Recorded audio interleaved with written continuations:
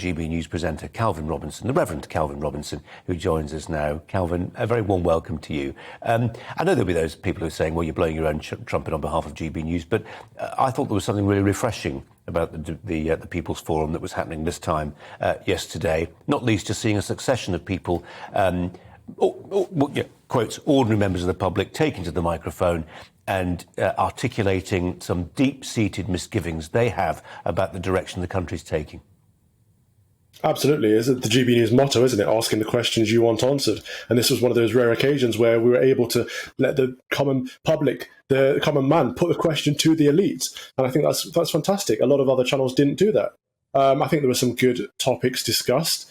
We just heard a clip there about the ECHR overriding British politics. And I think that's an important one to talk about, because I think we do need a British Bill of Rights, but it needs to centre on the individual, it needs to centre on people and not the government. And that is where it could get tricky, because we don't want the European courts to overrule the British government in terms of when we can expedite illegal immigrants. But of course, we also don't want the British government to override the individual rights of British people, British subjects. That's important too. So of course, as long as the person comes above the government, I'm happy to see us removing ourselves from the ECHR. Calvin, I think I'm right in saying you've just been in the United States, where I imagine there's not much attention, if any, really directed towards this Conservative leadership contest.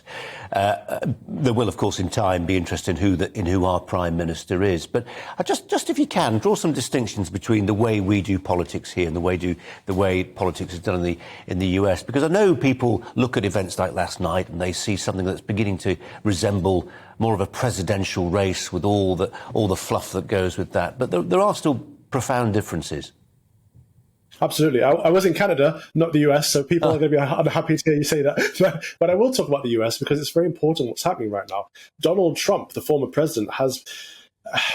he's been persecuted in all sense of the word. He's got the FBI investigating and raiding his private residence, which is unprecedented for a president sitting or former.